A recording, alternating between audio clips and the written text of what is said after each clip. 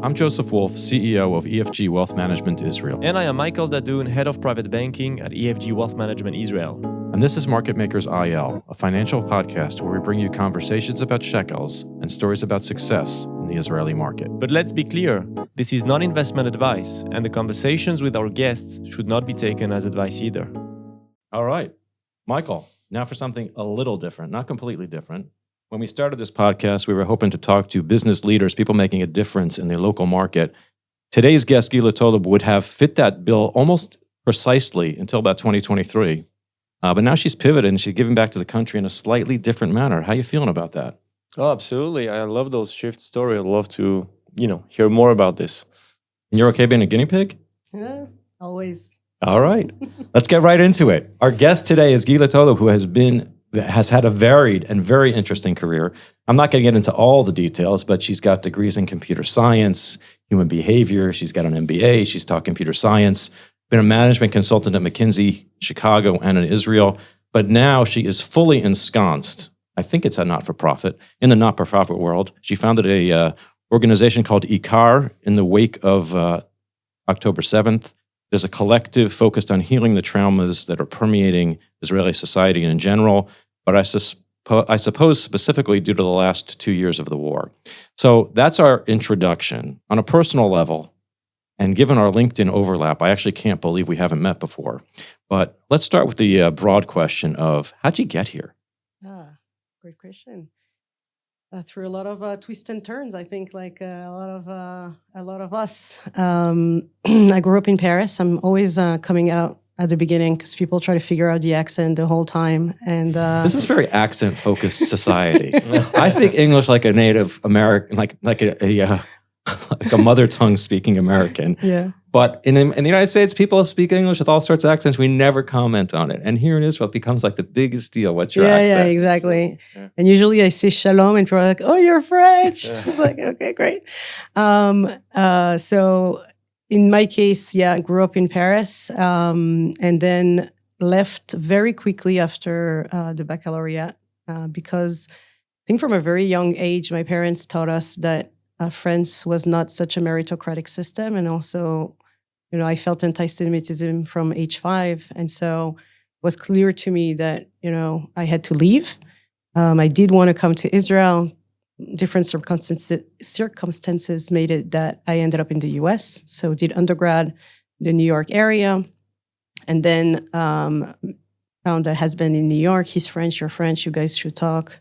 And then I'm at a disadvantage here. I have 2 years of French with a woman named Madame Smith, so you can figure out how good that is.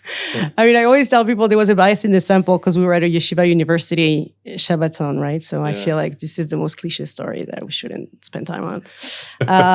But in any case, I, with my degree in computer science and human behavior, which is human behavior, what I wanted to do, computer science, what everyone had to do in the end of the 90s, and if you wanted to be practical and make money, you had to do computer science. So I came out with these 2 degrees and it came really nicely together to do e-learning. So it was the very beginning of e-learning. There was no cloud computer. We had to put flash modules on CDs and send the CDs around the world.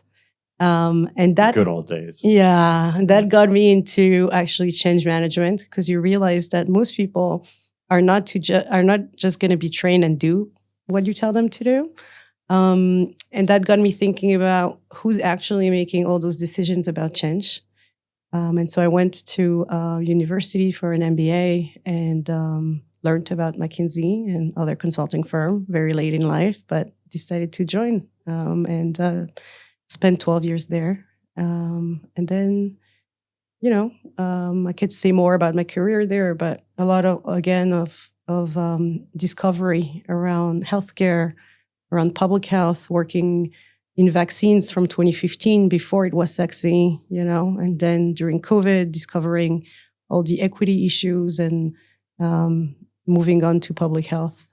And that takes me to summer of 2023 when I decided I wanted to do something else. And I said the famous last words of, I'll know what I'll do after the Chagim, after the Jewish holidays. Yeah. So after the Jewish holidays was the war. Yeah. And a lot changed. Interesting. I want to dig a little bit deeper into your work experience, in the more for-profit world, and Yeah. how it has really influenced the approach you took with ICAR. Yeah. So, I think my training in business and mostly in problem solving is really what I bring to ICAR. And I'll give a couple of very specific examples, right? I think there are a lot of very big problems. And, the whole story of how do you eat an elephant, one piece at a time. Like, I truly believe in this. And I truly believe in using the problem statement and then cutting it into small pieces and taking one piece at a time. And that's exactly what we need also in the nonprofit sector. Especially with those huge societal issues. I think, some of the people call them the philanthrocapitalists, right? But if you think about the Bill Gates of the world, that's what they also do, right? They take a big problem and they apply business thinking to how do we solve it. For me, it was also, it came to life in my head really that first week of the war, when people started asking, Gila, mental health is going to be an issue after October 7th. Where should I send money? And of course, you could list 5, 6 organizations who are doing great work.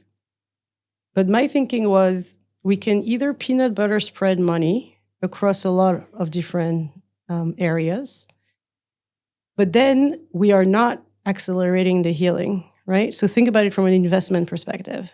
You can peanut butter spread money across all areas, and usually you just grow with the market.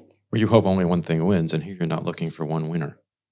Or you look at the market that's growing disproportionately. So, for example, you say, I don't know, let's say you're investing in health tech, you're like, pain management, and then you realize that market is growing faster. And so here you apply the same thinking to interventions in public health and in psychology, et cetera. And you said, which of the interventions would actually accelerate healing faster than peanut butter spreading money? So you take the resource allocation strategy from VC, from business, right? And you look at where is the right place to send money and to send also professionals, mental health professionals, which are also a very limited resource in the country. Mm-hmm. But right after the war, because I like the timing here, and then you fast forward to where we are now, I assume that the original thought was there was a lot of Nova, there was a lot of families who had experienced direct pain down in the South, and then nobody, the first weeks or 3 weeks when they were calling you, was thinking about the duration of the war, the broader impact, 300,000 soldiers. What were you first focused on? Was it a specific segment, and did it grow, and how did that evolve? Yeah.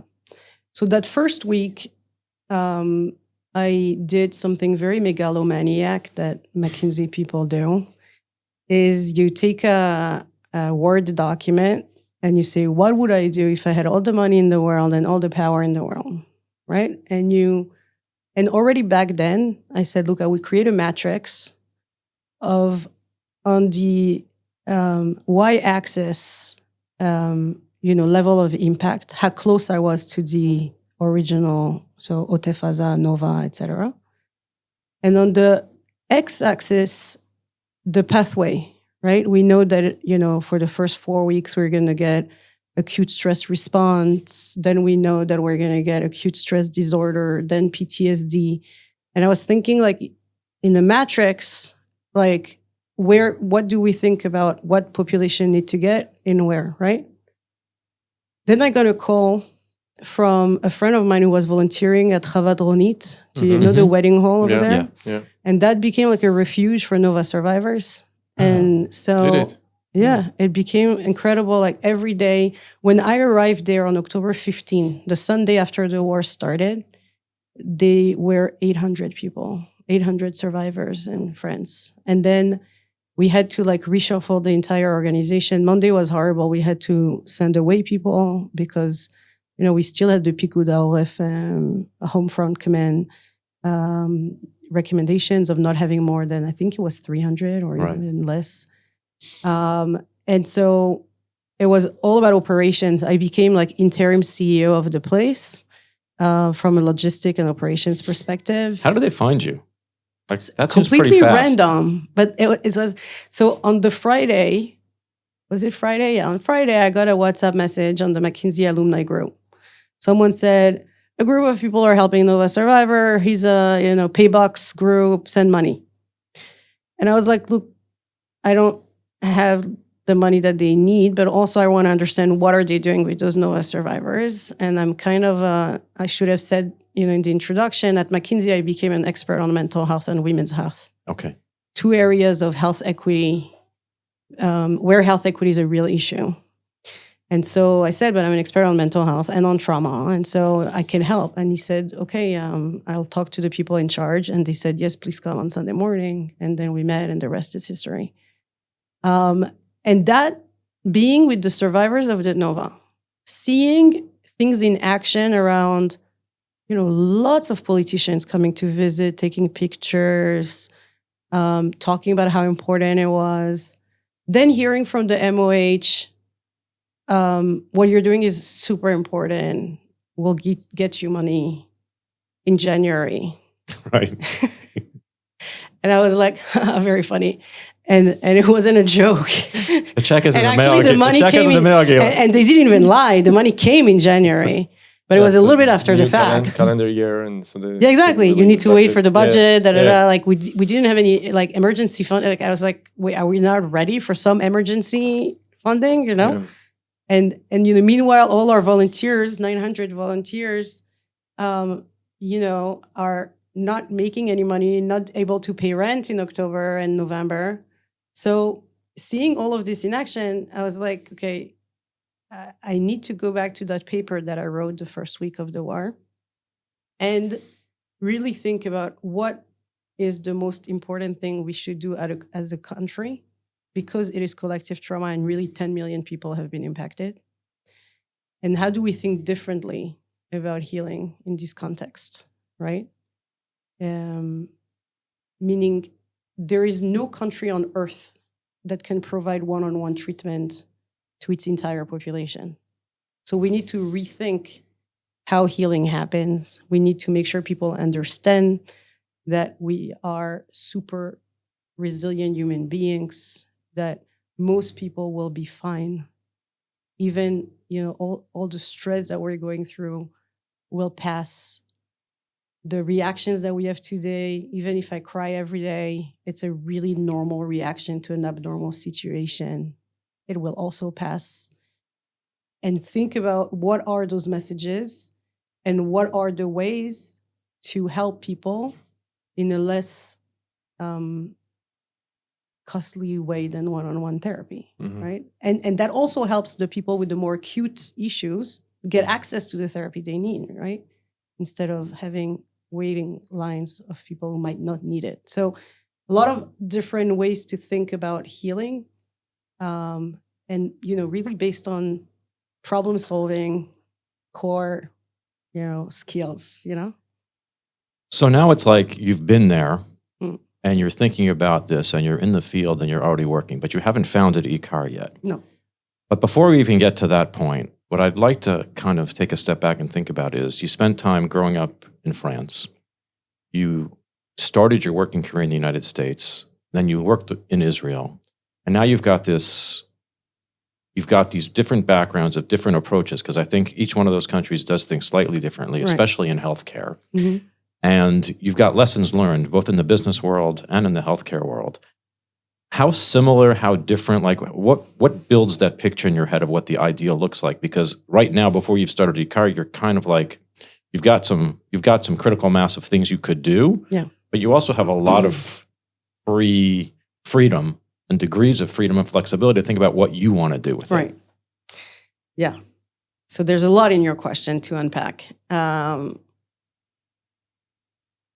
I didn't feel actually that I had a lot of freedom in what I wanted to do. It was one of these moments where you're like, oh, that's why I made Aliyah. That's why I've been studying and working in healthcare. It was almost like, okay, that's what I'm meant to do, like in a weird way.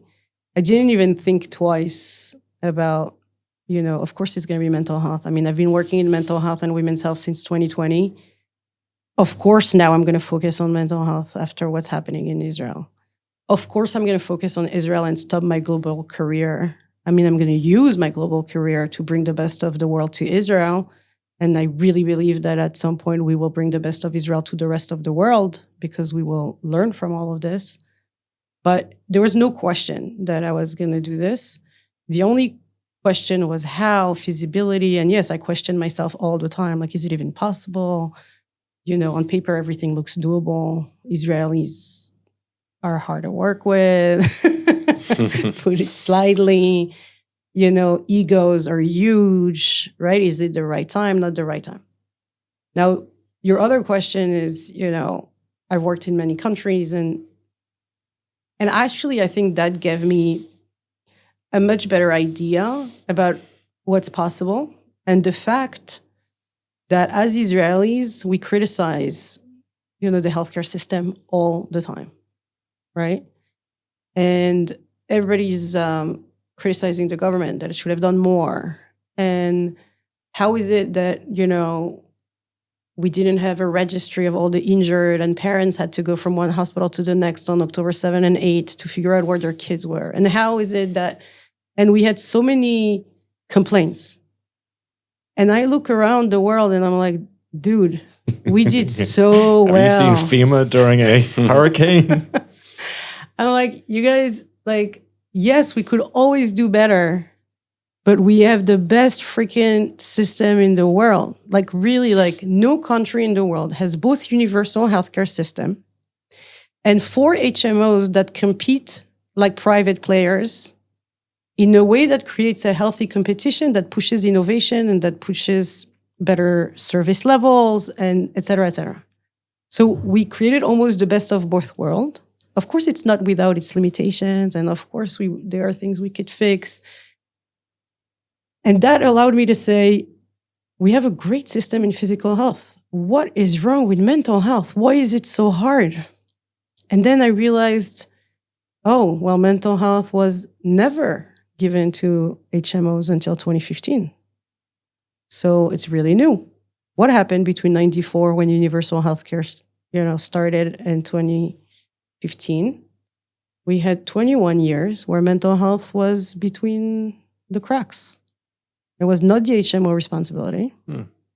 And it was not, the MOH couldn't operate services. So what happened? They outsourced. And so first you outsource to family members. Here's a budget. You take care of your own.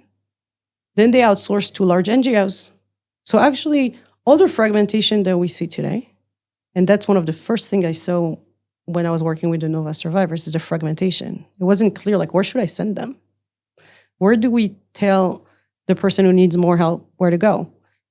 And the fragmentation, by the way, at the beginning of the war, I thought maybe there's 100 NGOs. Now we actually did the mapping at ICAR. There's more than 400 that are working on trauma health. Really? Yeah.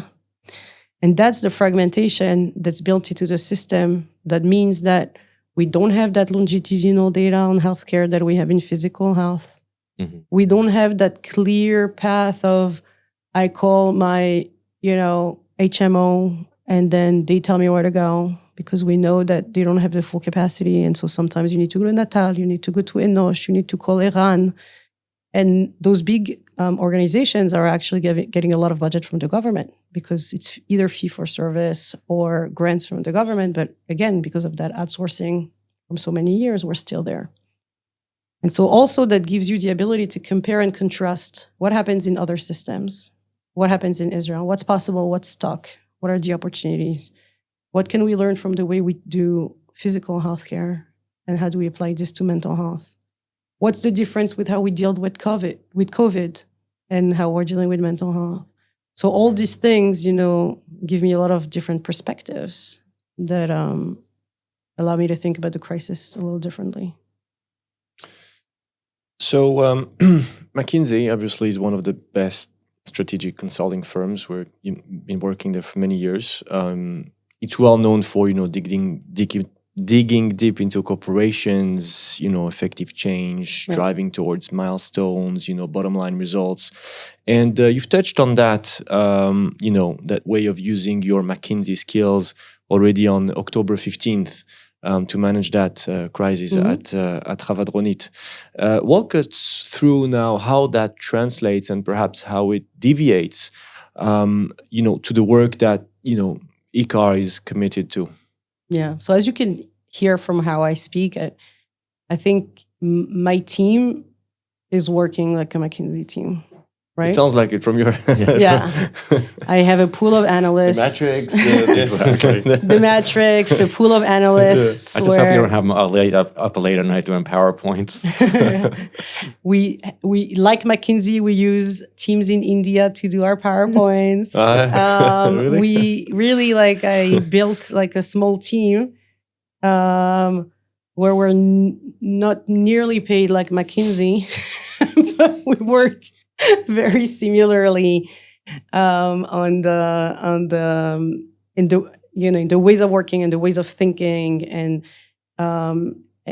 expectation of excellence and expectation of continuous learning. I brought all of this to ICAR for sure. There are realities on the ground, right? When the budgets are what they are, then you need to take people that are entry level and coach them and maybe you're not hiring from the top MBAs in the world, so you have different starting points, but the expectations are really high and the way we work is really similar. Really. My bias, maybe it's just me. When I go to a website, I go right to the About page. Yeah. I check the list. I see who's on the board. I see Yeah. who's working Makes there. sense. And I'm looking at your board, and I actually know some of the people. And so my questions are like Daniel Goldman, in full disclosure, he's the founding partner of the firm my wife works at. And then I see Ron Bolitzer, who is very, very well known in the public health sector. I see Don Ariely, who needs no introduction to anybody who's been in business school or who has read the Wall Street Journal on occasion. And so, look, I look at that and I'm like, wow, this is a pretty interesting collection of talent that you were able to forge together fairly quickly.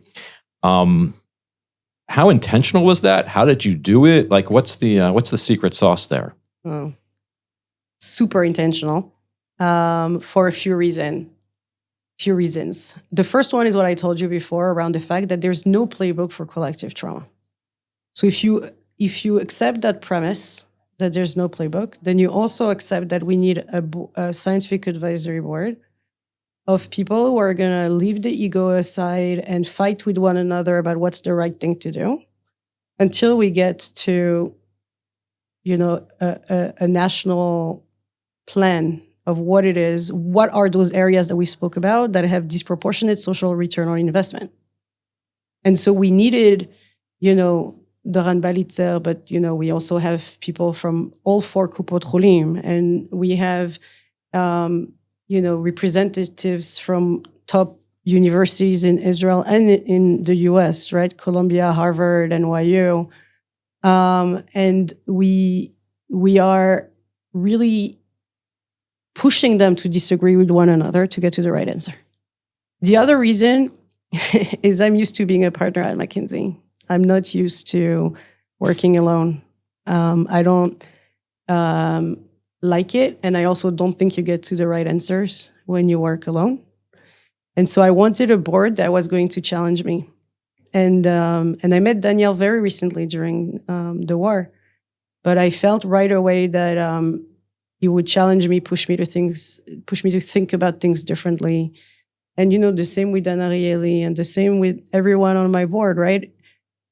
People told me that's not how you should think about building a board. Most of Israeli organizations build a board that's not going to bother you, have good names so you can raise funds, use people that are, you could even use like family member's name as long as, it's not direct connection. It's like, no, I want a real board. I want people who are going to challenge me, push me, etc. And so this is how we build the board, almost like partners in the thinking, and very diverse ways of thinking, right? We have Nitzan Horowitz, who used to be the Minister of Health and Public Sector. Very well known during COVID. Yep. And then and so everyone brings a different perspective, and it's great. That's how you get to the right answer, So I want to come back to your relationship between ICAR and the HMOs, the health organizations in Israel, and the way it works. And interestingly, you mentioned that between 1994 and 2015, there was nothing related to mental health proper coverage in Israel. So can you elaborate a little bit on how today, given what is available on the HMO side and given what ICAR is doing, how you guys are working together, how you complement, each other? I think that would be an interesting, way to understand a little bit better how the coverage is working here between the two types of organizations. Yeah.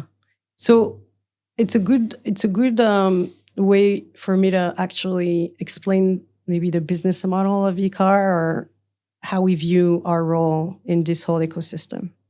Right, so I mentioned 400 NGOs, 4 HMOs, government. We spoke a lot about health, but actually trauma is not a health issue. Mm-hmm. No one has healed the trauma with medicine. You need community, so you need Ministry of Welfare, you need Ministry of Education to be involved. You need labor, because if people can't go back to work and to functioning, they won't heal, right? So this cuts across so many players, and what we thought with ICAR is actually we're going to be a backbone organization. We're not going to be B2C. We're not giving any services to the population. You won't see us, operate a clinic or a hotline. Or what we do is we support the NGOs that are supporting the population, and we connect them to one another. So, for example, the core premise is, by bringing people together, we accelerate the healing. So let me give you a couple of examples, right?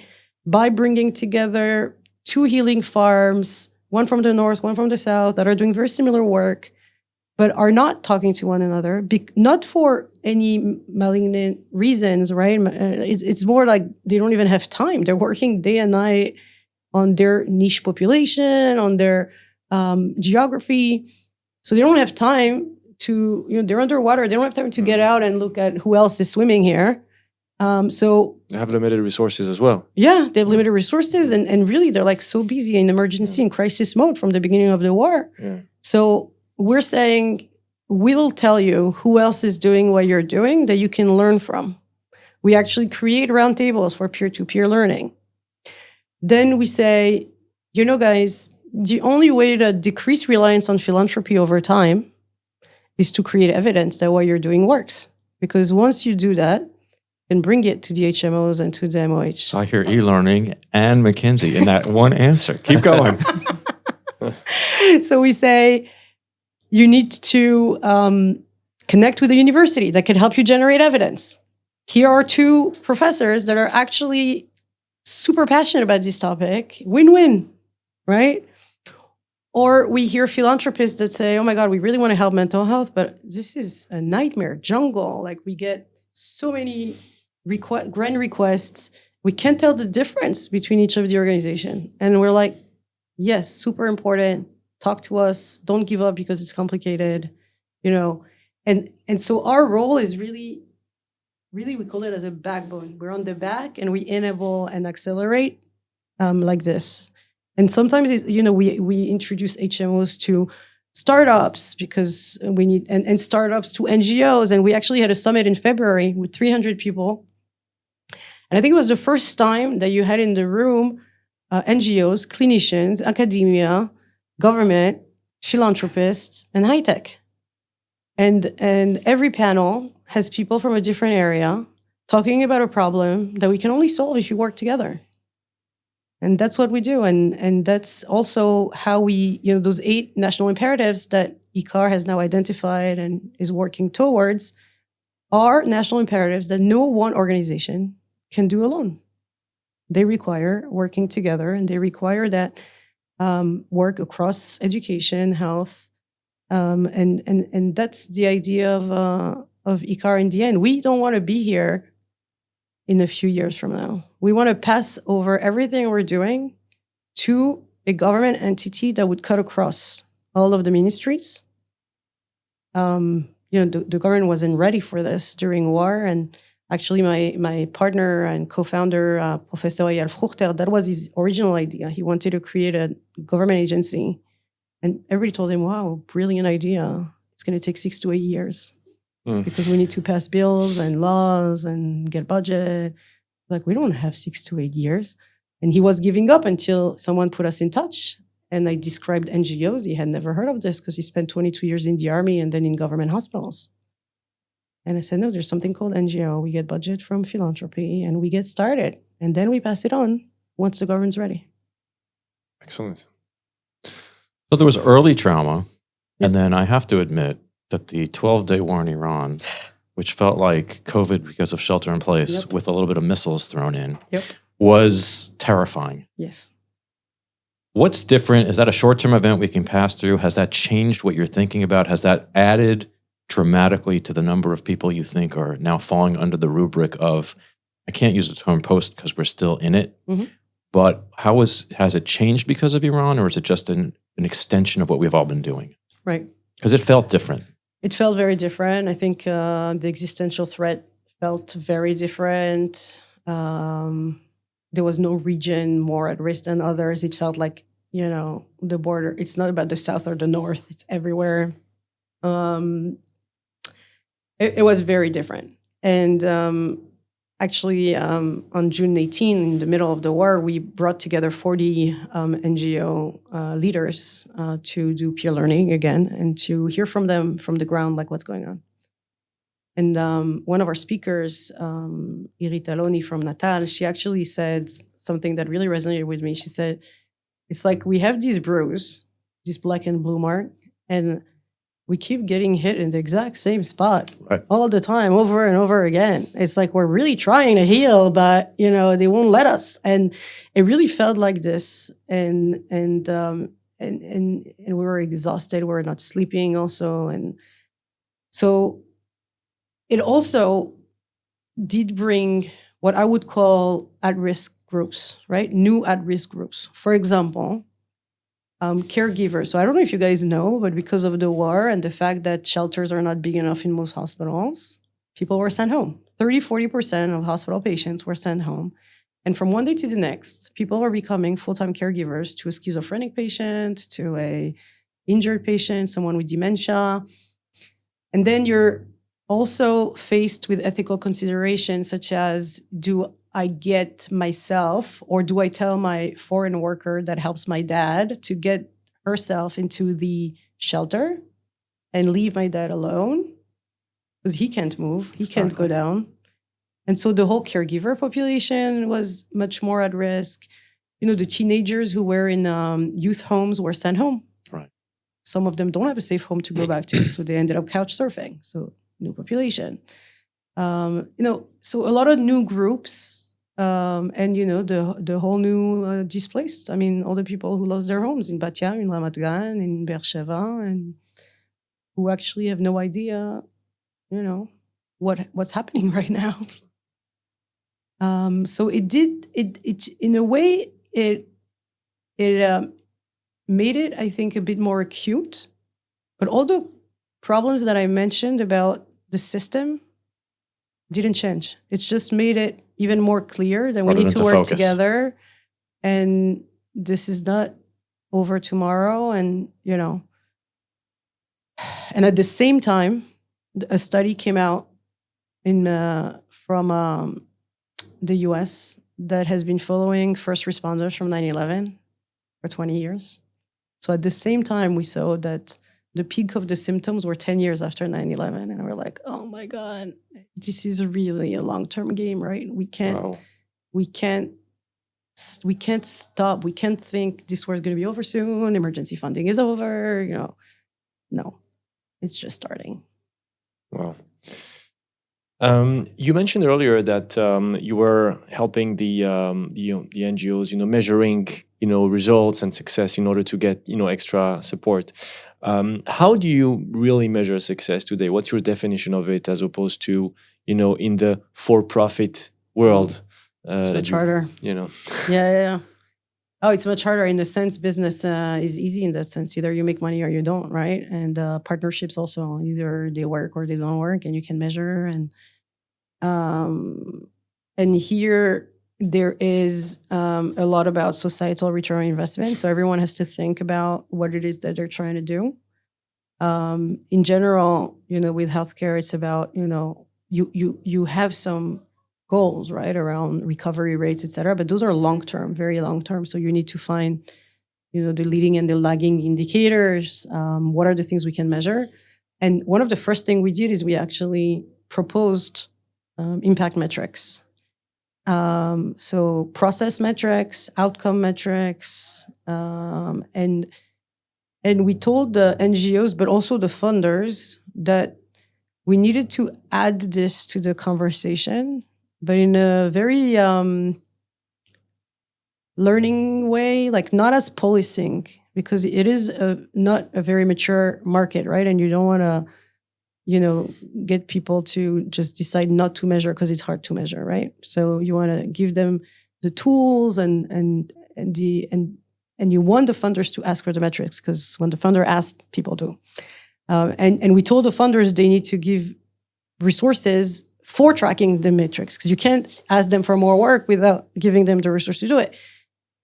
But as everything, it's metrics that are a little bit more qualitative than quantitative, and we are still thinking about what are the quantitative metrics based on whether it's a one-on-one treatment, based on whether it's a group, based on whether it's a training program, and all of the things we do are open source. So, for example, our paper on metrics and proposed metrics is open on our website. Anyone can look at it. Yeah. You kind of said where you want to be in 5 years, which is for you to be out. Mm-hmm. So I guess what I want to ask is, you made this big move. Mm-hmm. You kind of fell into it, it feels like, but it worked out for the best. Are you happy you left the private sector? And where are you in 5 years if you are successful in turning this into a GO? If that's a term. Yeah, I don't know, but am I happy? Yes. I mean, I'm not happy about the circumstances, but obviously, I think I did the right thing. Where am I in 5 years? Probably tackling another public health issue. There's debates around me if I should tackle women's health or geriatric care, but it's hard for me to think about doing something else now than societal impact. And but it's in a way it's funny, because in my head it's not so different than what I was doing in business. Right. We keep saying business, not business. Again, I'm using the same tools. Whether people vilify McKinsey and etc., but really we were always all about impact. And the impact we're having on organizations and on the world and on people. And so to me, it didn't change so much. I'm still measuring the impact I'm having. And if I can look at myself in the mirror and feel like I'm doing what I could do, then, I continue. Well, sounds like you've made the right choice. We like to end our conversations with some lightning round questions. Yeah. So hopefully you're up for those, and we can end on a little bit of a fun note here. All right. Worst career advice that you have received? Work-life balance, separate work and life. We get that answer a lot, Michael. Really? I didn't copy, but I'm all about energy management. So that we don't get a lot. That's interesting. So at home, there are things. I feel the same actually. Yeah. All about energy management. It's all about energy management. There are things at home that kill my energy. Folding Exactly laundry or putting kids to bed, not, filling my bank account of energy. And at work, I do some things that are amazing, like, problem solving at the whiteboard. I get so much energy, right? So it's all about energy management and not so much about separating my life. Plus, like, people who tell me, like, you need 2 calendars. I'm like, I'm only one person. Like, I'm for sure going to mess things up if I have 2 calendars. Like, so no, it's one life, one calendar. Do you have, or who is your personal business icon? And you could answer from the philanthropy world as well. Yeah. So look, I mentioned Bill Gates earlier about philanthropocapitalism, but I actually really struggle with icon questions. I don't have icons. Unfortunately, I feel like no one in the world has a full package. It's just the realistic, I loved the CEO of Babylon Health. I think he had a vision that was amazing for access to care, but he was maybe too early because we know what happened to Babylon Health. I think Brené Brown does so much work on vulnerability and shame, and I think she's amazing. So I don't have one. I pick and choose. Well, that's good. That's a good answer. Go-to Israeli snack food. Ooh, so sweet would be Pesach Zman, like the chocolate. And then old school. Yeah, you need that also during war. I feel like chocolate time. And then Bisli for, it's classic, crunchy. Got it. That works. And the last time you changed your mind about something. Oh, that's hard. I feel like the older we get, the least we change our mind. I would say, I always said I would never become executive director or CEO of anything. I felt like partnership was the way to go. I didn't want the responsibility. I didn't want to, feel in charge of, so many people, career, et cetera. And then ICAR happened, the idea happened, and I realized you can't outsource the execution of your vision. I thought about it, like, can I be head of strategy and recruit a CEO? It doesn't work. If you have a vision, you have to go do it yourself. And so overcame my bias that I could never be a CEO. That's a great tagline, I think. You cannot outsource your own vision. Oh, it's good. Yeah, I think that's a great place for us to end this conversation. Thank you very much, Gila. Thank you, Gila.